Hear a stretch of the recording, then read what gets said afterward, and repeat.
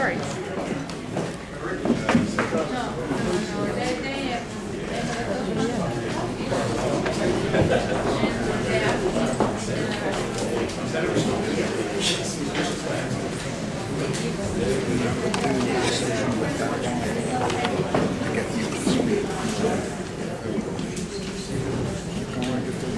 Thank you, ladies and gentlemen. Welcome back. We've all already learned an enormous amount, which is my subtle way of telling you that there probably will not be time to do impromptus at the end. So those of you who are hoping to get up for a moment of stardom, I'm sorry to say I have to put a break on that one. Time's winged chariot, which is a nice Andrew Marvell metaphor. Obviously, we need to move on as quickly as possible. So our first speaker for this last section. He's a professional speech coach, works with all sorts of organisations, probably more significantly to many people in this room. He's soon to be the new district governor for Toastmasters for the United Kingdom and Ireland, which basically means the head man in the UK. He's going to speak to us about evaluation. Will you please put your hands together for Freddie Daniels?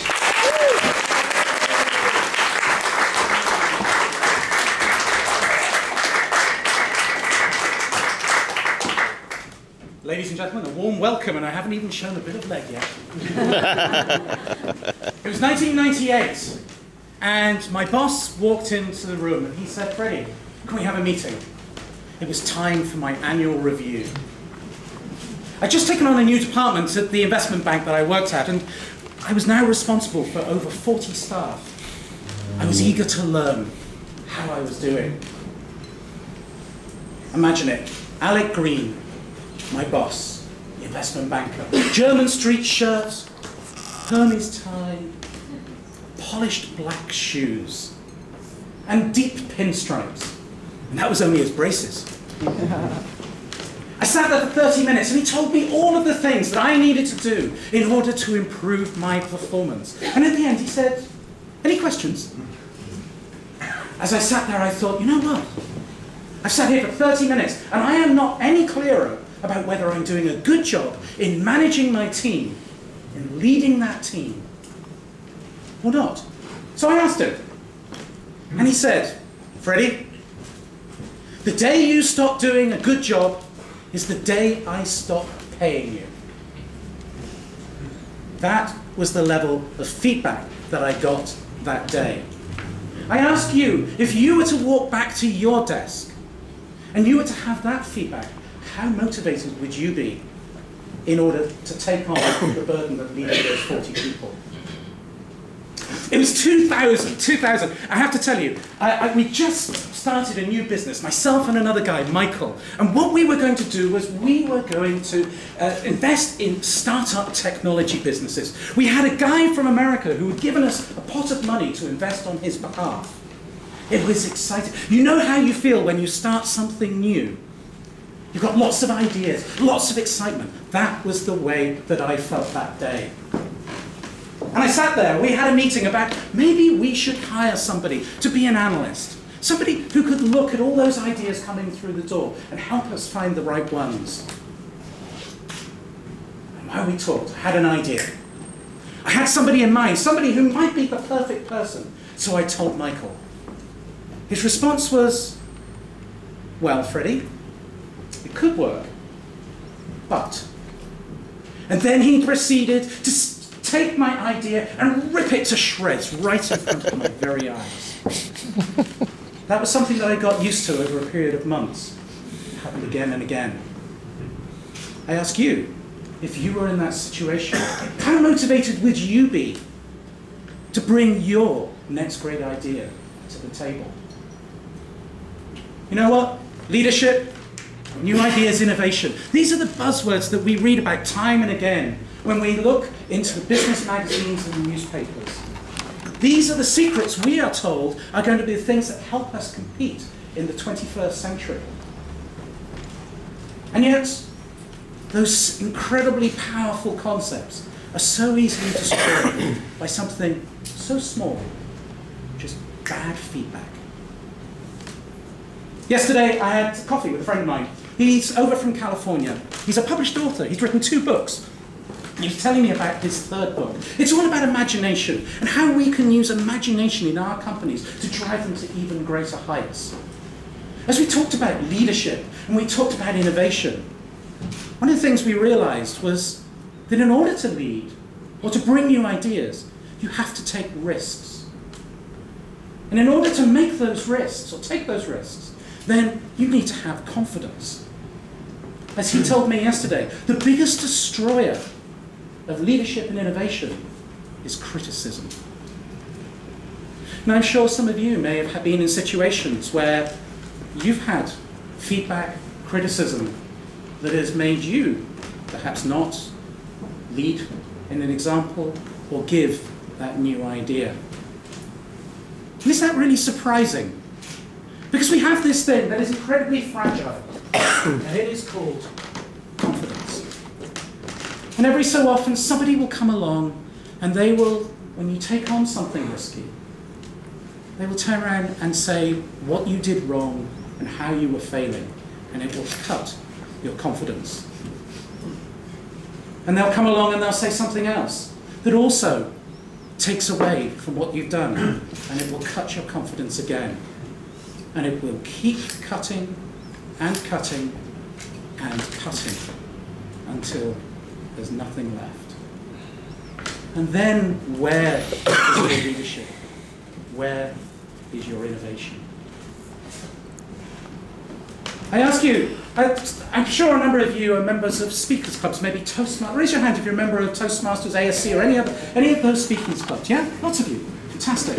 So, when you first came along to that speaking club, do you remember your very first meeting?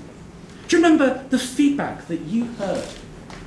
I'm sure if you're anything like me, you were amazed by the knowledge of all those people. You were shocked about what they actually knew.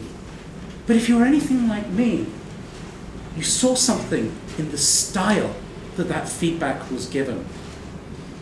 I often ask myself, I wonder if the style had been like I see in offices up and down the land, whether I would have ever joined Toastmasters. Well, I think the answer is probably not. So how can we take something that we've learned perhaps in our speaking organizations, and how can we think that we can apply that into our everyday lives, back into the business worlds, the office worlds that we exist in? Well, I've got a few thoughts I'd like to share with you. The first one is, my sense is that most people like to criticize others. They get something out of it. It makes them feel good. In fact, by putting people down, it pushes them up. But one thing I've also seen is that the best feedback actually emphasizes positives over negatives. And what we need to do is, when we are thinking about the feedback that we give, we need to be thinking in that same way. Because of course it makes sense when you think about it. If you're confident about your strengths, about the things that you're good in, then you're much more able to take feedback on the things that are perhaps weaknesses. And vice versa, that if you're not confident about the things you're good in, then everything feels like an attack. So when we go back to our offices tomorrow, I encourage everyone to be thinking about how can you keep building up people's confidence in the things that they're good in. How can you give them a sense of how great they really are? Because by doing that, you will allow them to start to take on some of the good stuff, take on the advice about things they can improve in. The second thing I've seen is that a lot of the advice that I see in the workplace is poorly directed. Have you ever had advice and you've thought, you know what, that was supposed to be positive, but it didn't feel very sincere? Or have you had perhaps advice that's supposed to be constructive, but you thought, well, you know, I just feel a bit unsure what I'm really supposed to do there? Well, the reason for that is probably because it's not specific. I coach people inside Toastmasters and outside Toastmasters about giving feedback. And one of the things I give, or two of the things I give, are little tips about how to give feedback positively and in a constructive way. So how do we give positive feedback? Well, tell people what it is you like, but don't stop there. Carry on and tell them why it is important. And also give specific examples of when they did it. What you liked, why it's important, and when they did it. By doing that, of course, you start to build comprehensive feedback that actually does feel sincere, does feel real. When you're giving feedback and recommendations, advice for people on how to improve, again, why you like something, or think, sorry, something could be improved. What it was, sorry, they think could be improved. Why you think it's important, when they did it, but also start a discussion about how you can move things forward. What, why, when, and how. By employing those two techniques, you'll give far better feedback, which will respond so well with the people that you work with. My third and final tip is, one thing I've noticed is a lot of people tend to give too many ideas, too many points of feedback. A great speaker, one or two of you may know, called Simon Bucknell, I remember once said to me, he said, listen, imagine you're in your office and you're asked in for your annual review and you're given 6 or 7 points for improvement, very much like I was in 1998. When you walk out there, how do you feel?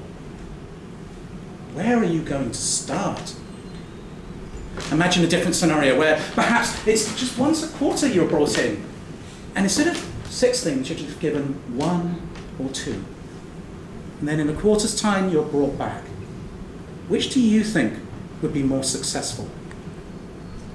In my experience, short, succinct, but thorough feedback on a regular basis beats large amounts of feedback in big dollops and on an occasional basis every single time. So I encourage you to think in those ways. So there's a few bits of feedback and thoughts for you. In summary, I guess, if we want our work colleagues to be leaders, if we want them to bring new ideas to the table, then what we need is we need them to have the confidence to do so. If we take away that confidence by giving poor advice, we destroy what they need in order to be able to take those behaviors on board.